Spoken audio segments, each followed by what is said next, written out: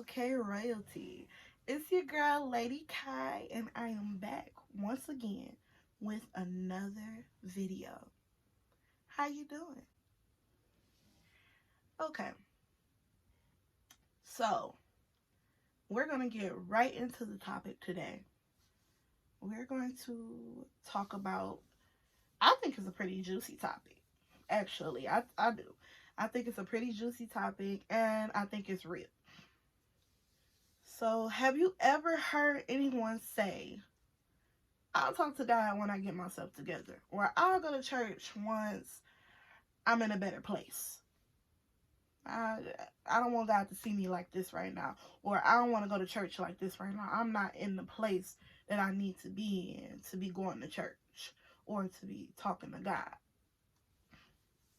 If you haven't, I know that there are plenty of people who have, and I know that I definitely have. So, my topic today is go to God. That's all I can say. That's the topic. Go to God. Today, I have something a little special. A little special. I am coming out of the Bible. Yes, this is an older Bible. This is the Bible that my grandmother gave me when I was, I want to say, 13. 13. And this is a rose from my other grandmother, Madeir, recently her funeral. So I'm just kind of feeling a little sentimental tonight. On to the topic. I'm coming out of James chapter 4, verse 7. In the Bible, in the New Testament, it says, submit yourselves, therefore, to God. Resist the devil, and he will flee from you. I decided to read this because I think it fits perfectly with the topic. And I know a lot of people are thinking, the devil, I don't have the devil in me.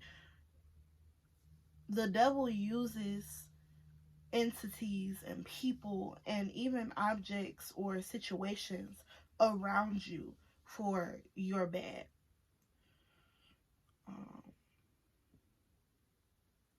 And the only way to get away from it and the only way to come out of your storm is with God. A lot of times people use the phrase, well, God won't give me any more than I can bear, so I'm going to just deal with it. But he won't give you any more than you can bear with his help. You got to realize God put all of us here for a reason and a season, which is going to be a whole nother video. But, God put all of us here for a reason and a season. And he didn't intend on us doing it by ourselves. Do we have the option to do it by ourselves? Absolutely. He gives everybody free will. He allows us to do what we want to do, when we want to do it, how we want to do it, where we want to do it. But wouldn't it be much easier to handle all your problems and much more fulfilling to celebrate all of your triumphs with the presence of the Lord with you? And yes, God is always with you, but your relationship gets stronger. The presence gets stronger. The sensation of feeling God with you gets stronger when you pray, when you go to church, when you feel the Lord within you. Because let's just face it, God knows everything anyway. He knows everything anyway. There is nothing that he doesn't see, hear, feel. Everything that you feel, he feels. There is nothing that he doesn't know. He even knows what you think before you say it or before you stop yourself from saying it. So, with that being known, why? Why choose to refrain from talking to God or refrain from going to church until you get yourself together. Because the fact of the matter is, you'll never get yourself together with that mindset. You'll never get yourself together with that mindset. And there's no freedom with that mindset. Because if you do just so happen to figure it out, at that point you've struggled. You've cried more than you probably should have. And you've gone through so many obstacles that now you're tired in a way that most people just can't understand. When all you have to do was give it to God in the first place. Most things that we go through get rectified when we just say, okay, God, I have this problem. I didn't necessarily do what I was supposed to do. I got this going on. I've been doing this, that, and the other. But I need your help. I need your help because I can't take it no more. I can't bear it no more. I can't work through this pain anymore. Excuse me. But most of the problems go away. And I can admit, I've been that person. I've been that person where I'm like, I'm not doing what I'm supposed to be doing, so I'm not going to church. And that's because I don't want to be held accountable. I don't want to be held accountable because I know that most of the people at church are looking into my best interest spiritually. So they're going to hold me accountable. They're going to hold me accountable and they're going to ask, where you been at? What's been going on? Why haven't you been here? That's no excuse for you not coming to church or for you not talking to God. Have you been talking to God about it at least? Well, everybody been through something, just keep on going. A lot of people don't want to hear that. So they're, no, I'm not going to go until I get myself together because they're worried about what everybody else is going to think. But they forget about how they feel and how they're going to think of themselves in the end of it. Church is not for everybody else to judge you.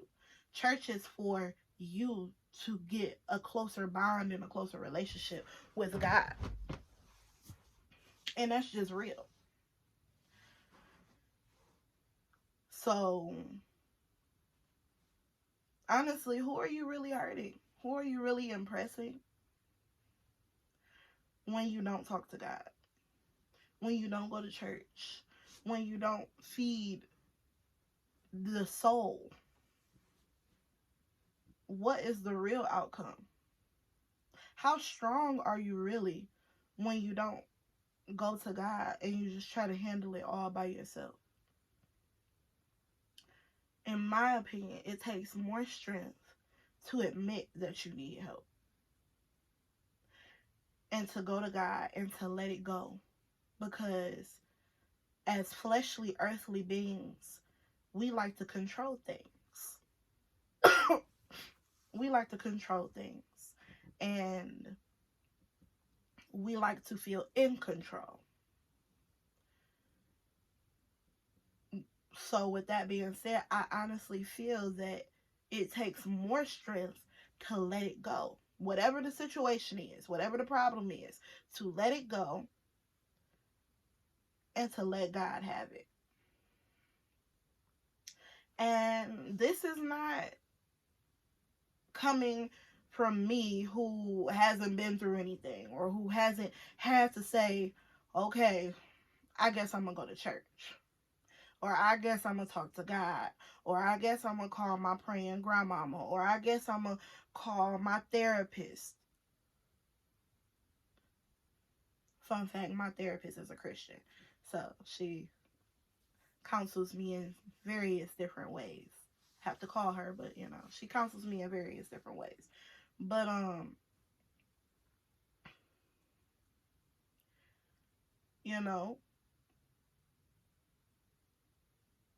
it takes strength to be honest with yourself and to stop lying to yourself and saying that you got it.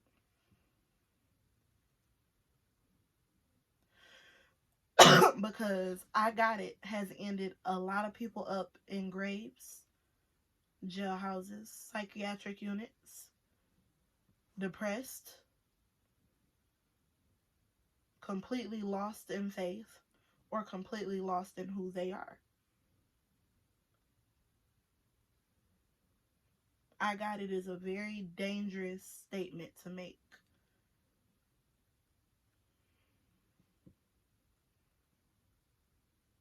Talk to God. Talk to God and seek wise counsel. The Bible also tells you to seek wise counsel. Seek people who are of the Lord and who have your best interests at heart. And truly get quiet and listen. Because everybody has a storm. But one thing that is for certain is that at the end of every single storm, there is a silver lining. There is a shining star that comes out. Always. There's always a light at the end of the tunnel. Just be patient. Hold on to your faith. And if you don't have any faith, if you have never touched faith before and never known what it is to believe in God,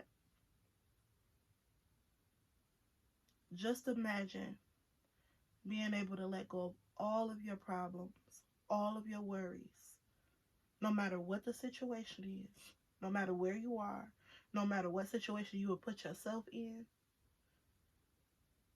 and trusting that it's all going to be handled. It might not be handled when you need it or when you want it to be handled, I should say, but it's going to be handled when you need it to be handled.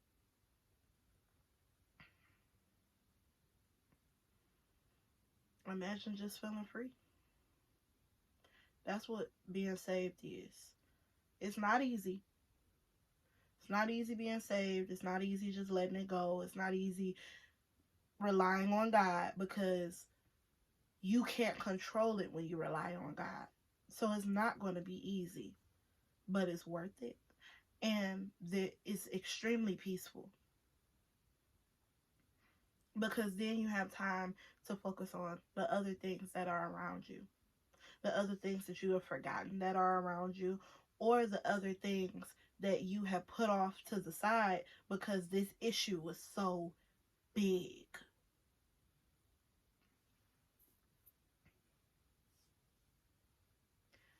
God loves you in a way that is unexplainable. The only way that can really show how much he loved you and loves you is how he gave his son. He gave his only begotten son.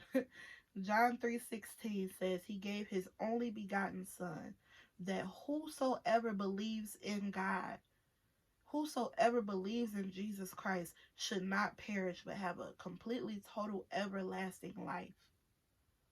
That means he loves you.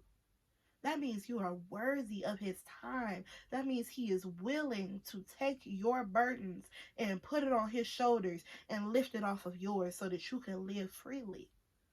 Go to God. Go to those people that you've been wanting to call but are too embarrassed to call because of your situation. Don't fall down the rabbit hole, embarrassed and prideful. Get some peace within yourself. Get some peace in your outside situation. Give it to God. Remember that you are worthy of giving it to God. You are worthy of his love. You are worthy of his affection and of his care. You are immaculately made in his sight. And you are extremely loved, if not by anybody on this earth, by me. Mwah.